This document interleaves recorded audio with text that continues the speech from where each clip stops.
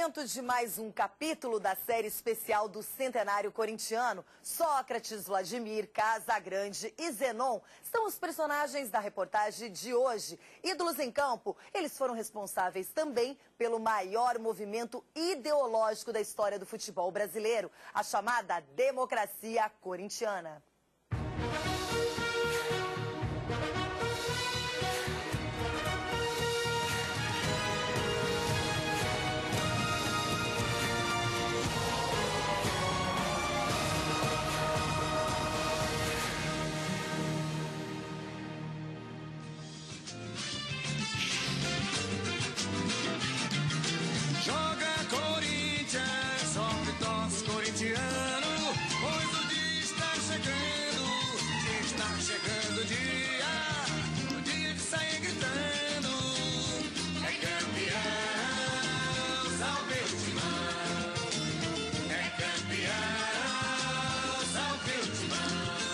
Em 100 anos de história, ninguém vestiu tanto essa camisa como ele, Vladimir. 806, E vai ser difícil ser alcançado, mas antes de tudo me sinto orgulhoso, né? Em 100 anos de história, poucos marcaram tanto a passagem pelo clube como ele, Sócrates. Boa parte do que sou, talvez a maior parte, aprendi no Corinthians. Hoje é dia de doutor. 3 vezes o Magrão beliscou. É a torcida, é o povo corintiano. Ele que me ensinou.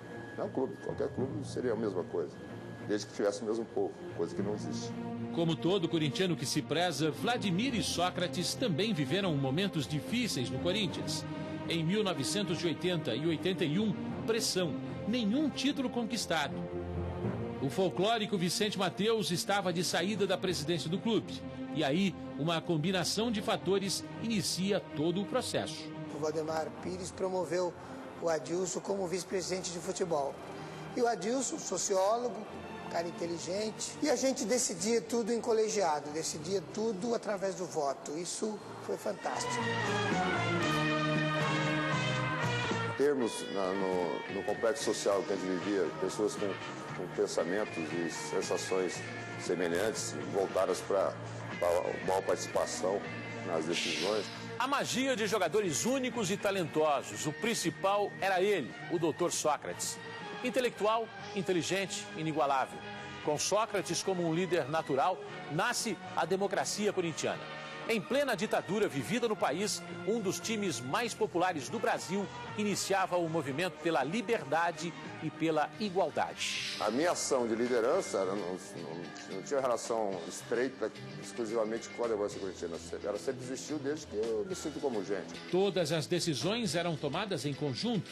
Uma democracia que o futebol nunca havia experimentado. O roupeiro tinha o mesmo peso que o diretor de futebol, nas decisões coletivas. É a expressão máxima do que se chama de democracia, quer dizer, o povo decidindo o seu futuro, decidindo para onde caminhar. E votamos concentração, escolhemos um treinador através do voto. Pra você ter uma ideia, nós chegamos uma vez, viajamos 30 horas para chegarmos no Japão. Casagrande tinha recém-iniciado o namoro e aí estava chorando aos prantos, dizendo que estava com saudade e queria voltar. Vamos votar. Ele perdeu, acabou ficando. Pode chamar de coincidência ou de decisão providencial acertada. O fato é que o Corinthians da democracia voltou às conquistas. Ganhou 2 títulos estaduais em sequência, o que não acontecia há 30 anos. E o legado que ficou foi a harmonia que a gente conseguiu dentro de campo. Em 1982, a decisão foi contra o São Paulo. Bastava um empate naquele domingo, 12 de dezembro. Birubiru marcou para o Corinthians. Dario Pereira empatou. Birubiru fez mais um. E Casagrande fechou o placar. Olha o gol de Casagrande, ninguém acionou nada. Gol!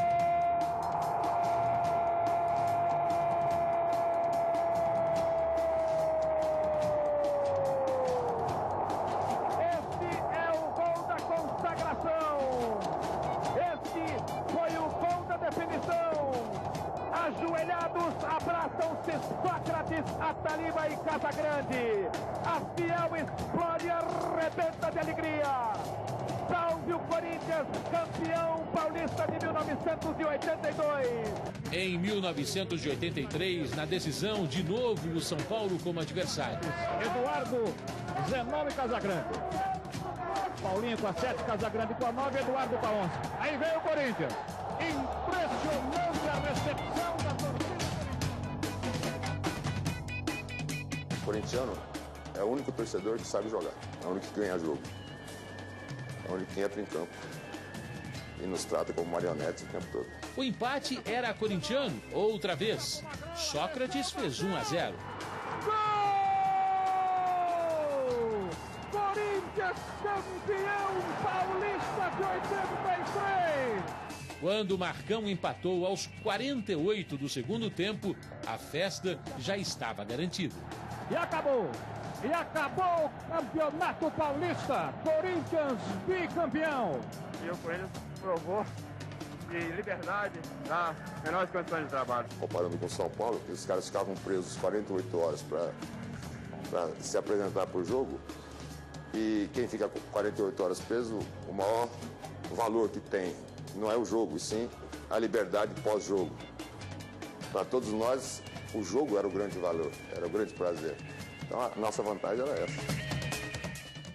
Sócrates, Casagrande, Vladimir, Birubi, Zenon.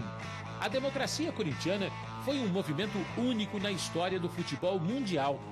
Mas logo ficou apenas como uma grande lembrança. Os sucessores não se enquadraram dentro daquele espírito, o que prova que esse grupo era mesmo único, diferente, especial. E aí chegaram jogadores que achavam que ele tinha um peso maior, que a opinião dele tinha que valer mais do que a de todo mundo, do que a dos outros, principalmente os reservas. O fim da democracia corintiana coincide com a saída de Sócrates. Ele vai para a Fiorentina, na Itália, não por questão financeira, mas ideológica. Ele havia dito que deixaria o país se a Câmara Federal não aprovasse uma emenda na Constituição autorizando eleições diretas para presidentes. A Câmara rejeitou o projeto e ele deixou mesmo o Brasil. Eu fiquei extremamente frustrado e resolvi sair fora. Achei que isso não ia se modificar tão rápido e infelizmente estava enganado, né? No ano seguinte já tivemos uma mudança, o Tancredo foi eleito, mesmo indiretamente, já era alguma coisa diferente, não era militarizado já o governo. Na verdade, eu coloquei aquilo que eu tinha em mãos para apostar ou para tentar pressionar para que ocorresse no Congresso aquilo que todos nós esperávamos em praça pública. Não desanima não, pois está chegando o dia da libertação. Independentemente do que aconteceria depois, a democracia é um capítulo à parte na história desse clube centenário, mas não só dele. Resultados em campo e bem mais que isso. Aquele movimento extrapolou a esfera de um time de futebol. Pessoas públicas aderiram à ideia da democracia corintiana e literalmente vestiram a camisa. Corinthians, meu amor. Corinthians, meu amor.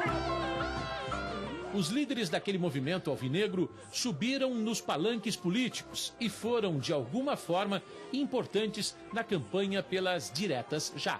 O artista ele tem um peso político muito grande. Então é um grande palco político. E é por isso até que o sistema ligado ao futebol, no Brasil em particular, ele reprime o máximo possível qualquer tentativa de politização desse público. Imagina, um público politizado, com um palco na mão 2 vezes por semana, ele vai mudar o país. Não há dúvida nenhuma.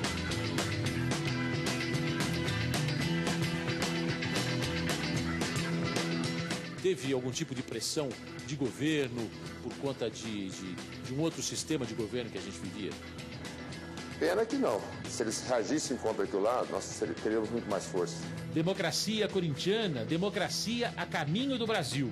O movimento pelo direito a voto tomou conta de um país saindo do regime militar, da ditadura. Sem dúvida alguma, eu considero a democracia corintiana um dos baluartes do processo de redemocratização do país. Máximo. Mas foi um exemplo do país. Um país com tão pouca tradição democrática como o nosso, você está Você ter dentro num meio extremamente popular algo semelhante ao ideal, pô, querer mais que isso é pretender demais. Amanhã você vai ver. O time que conquistou o Brasil com a democracia corintiana conquista o Brasil no campo pela primeira vez depois de 80 anos de existência. Ser corintiano é ir além de ser ou não ser o primeiro. Ser corintiano é ser também um pouco mais brasileiro.